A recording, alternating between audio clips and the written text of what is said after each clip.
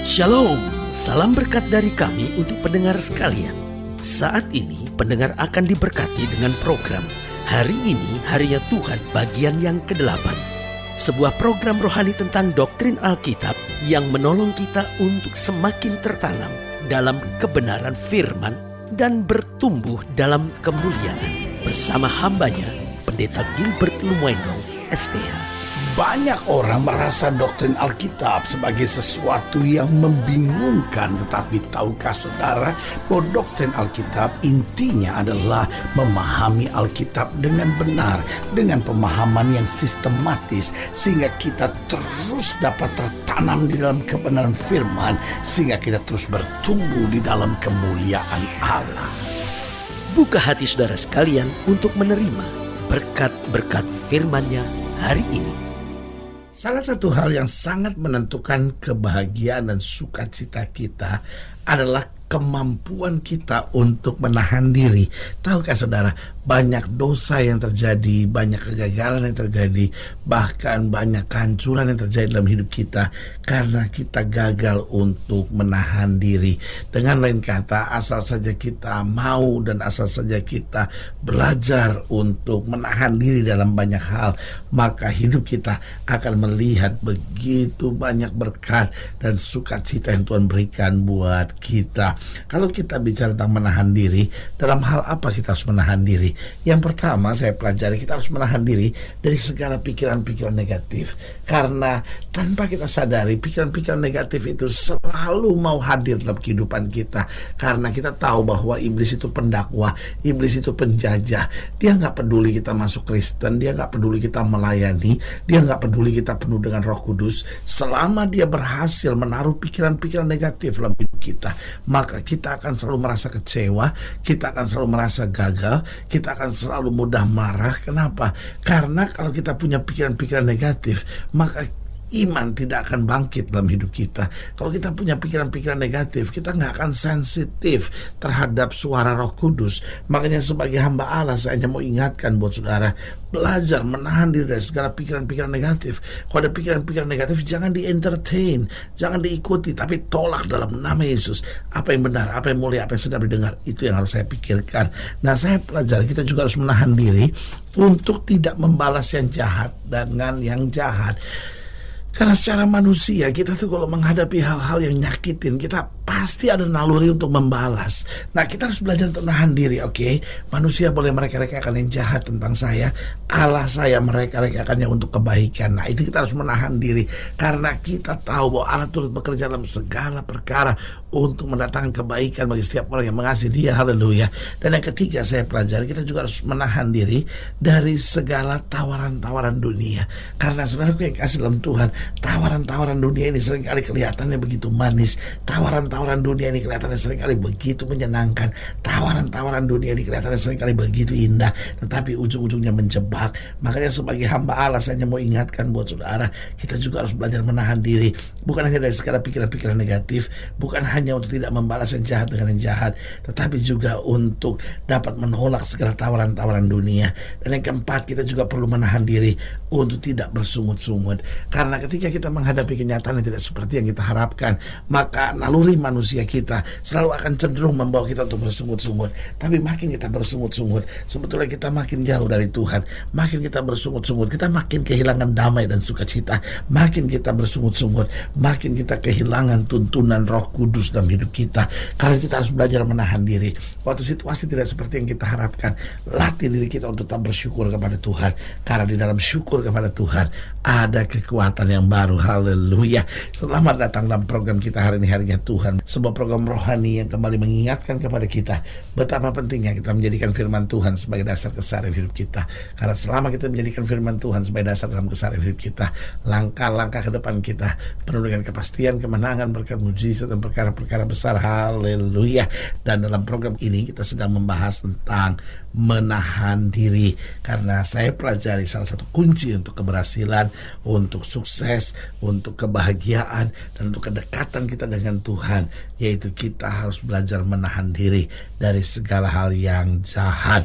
Nah, kita mau sama-sama lihat dalam program ini, dalam pembahasan tentang menahan diri di 1 Samuel pasal 20 di 1 Samuel pasal 20 ayatnya yang ke-35. 1 Samuel pasal yang ke-20 ayatnya 35 sampai ayatnya yang ke-43.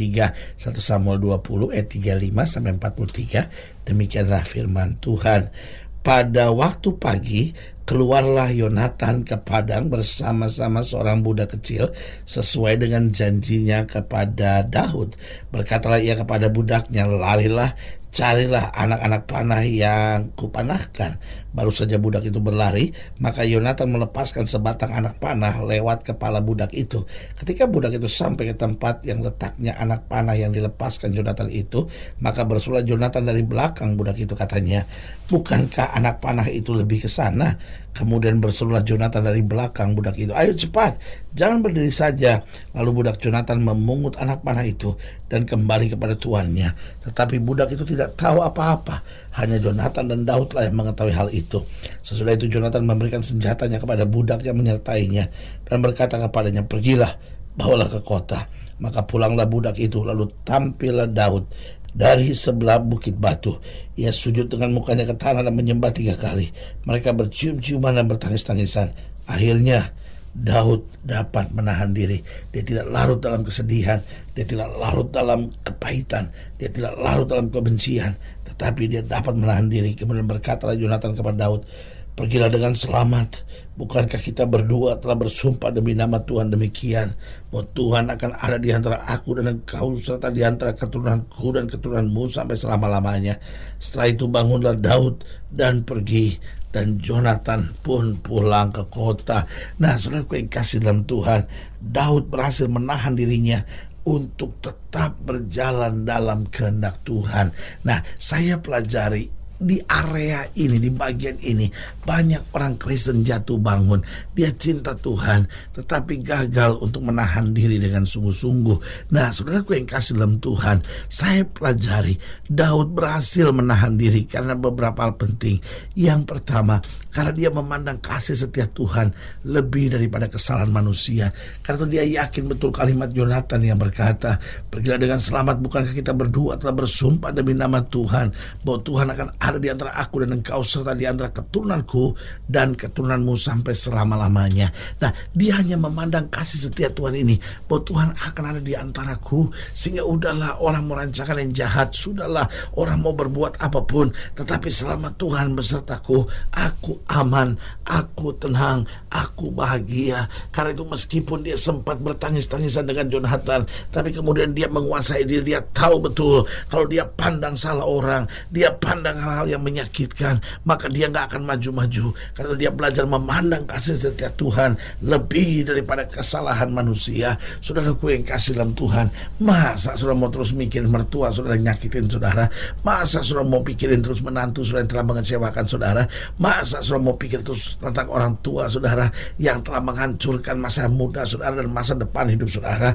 Masa kan saudara mau terus tangisi anak-anak saudara sambil berkata, mentang-mentang papa sudah tua, mentang-mentang mama sudah tua, mentang-mentang kami sudah pensiun, sekarang anak-anak tidak lagi mau memperhatikan kami. Sebagai hamba Allah, saya mau ingatkan, kalau kita mau terus lihat kesalahan manusia, kita gak akan pernah bisa bahagia, gak akan pernah bisa maju. Pandang kasih setia Tuhan, masing-masing orang biarlah bertanggung jawab dengan Tuhan. Kita lakukan yang terbaik, kita pandang kasih setia Tuhan, kita tahu dia pembela kita. Yang kedua, Daud menahan diri. Karena apa? Karena dia memiliki seorang sahabat yang menuntunnya untuk tetap kuat.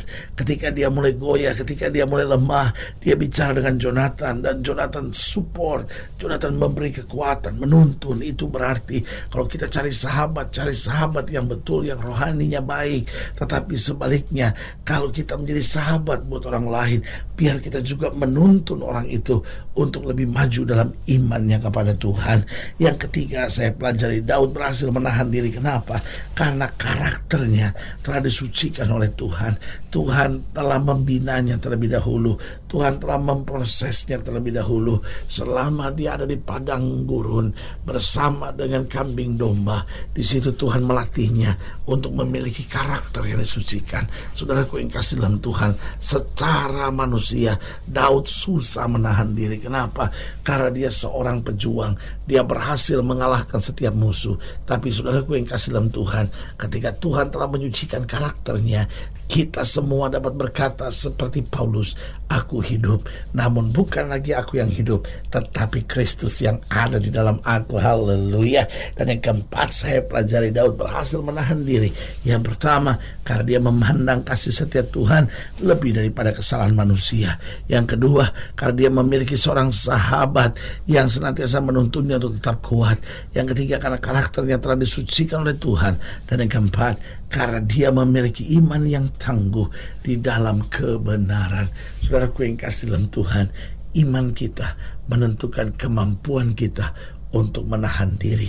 Sehingga kalau kita cepat meletup-letup amarah, kita cepat kompromi terhadap dosa, kita cepat panik, khawatir, kecewa, dan putus asa, itu artinya iman kita tidak sungguh-sungguh rooted, tidak sungguh-sungguh berakar.